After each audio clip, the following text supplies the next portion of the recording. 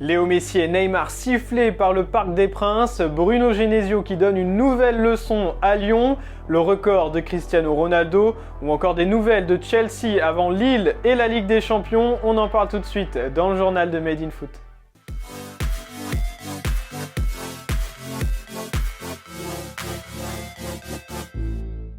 Et c'était l'heure des retrouvailles ce dimanche entre le PSG et son public après l'élimination en Ligue des Champions.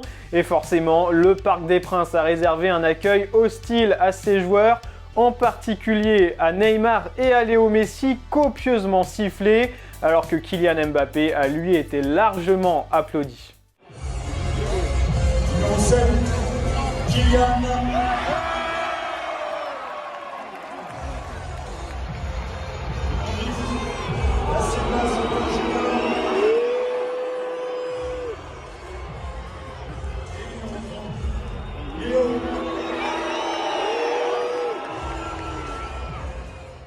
Et malgré la victoire 3-0 face à Bordeaux, l'heure n'était donc pas vraiment à la fête à Paris. D'après l'équipe, Neymar n'aurait pas du tout apprécié les sifflets, en regrettant l'ingratitude des supporters parisiens.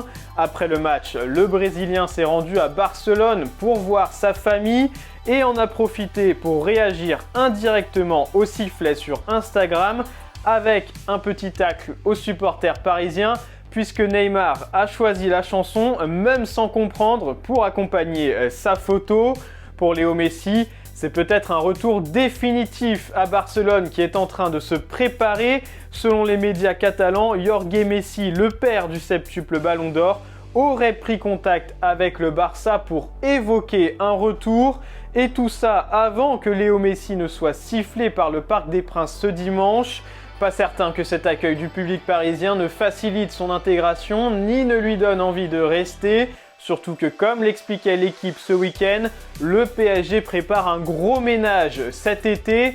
Personne ne sera épargné, même si le salaire de beaucoup de joueurs risque de poser problème. Ce sera le cas de Léo Messi et de Neymar, payés à prix d'or par le PSG et qui auront bien du mal à trouver une porte de sortie. Finalement, il n'y en a qu'un que le PSG souhaite absolument garder, c'est Kylian Mbappé, et ça tombe mal puisque la presse espagnole évoque depuis ce week-end un accord avec le Real Madrid. Le natif de Bondy pourrait même signer son contrat dès cette semaine avant d'officialiser son arrivée en fin de saison. Et il n'y a pas que les joueurs du PSG qui ont été sifflés par leur public ce week-end, ceux de l'Olympique Lyonnais également, après la grosse défaite 4-2 face au Stade Rennais de Bruno Genesio. Les Gaunes perdaient déjà 4-0 dès le début de la deuxième période, et en 2 matchs face à son ancienne équipe, Bruno Genesio et ses joueurs auront marqué 8 buts, inexplicables selon Peter Bosz. Presque le même sentiment que le match aller. Complètement raté notre début de match. Et finalement, après ça, j'ai vu une équipe qui a montré qu'ils sont courageux, mais c'était tard, aujourd'hui trop tard. Est-ce que vous avez une explication sur Non, j'ai pas.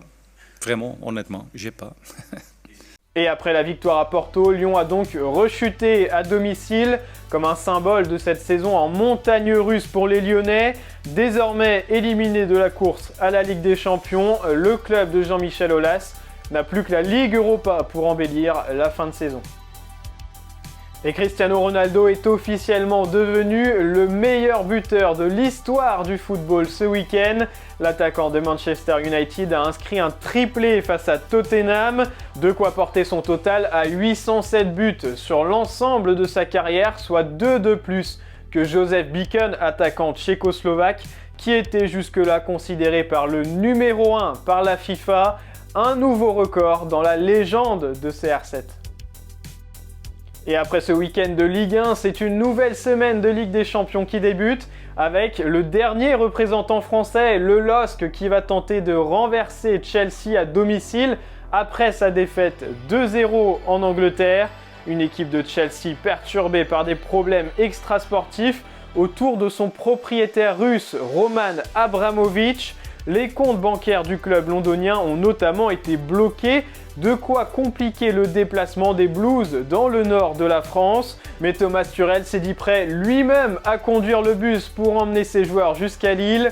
Aucun doute, Chelsea sera bien au rendez-vous pour son 8e de finale. Et voilà pour les actualités foot du jour. Merci de nous avoir suivis. N'oubliez pas de vous abonner et de liker cette vidéo. Et on se retrouve bientôt pour un nouveau journal de Made in Foot.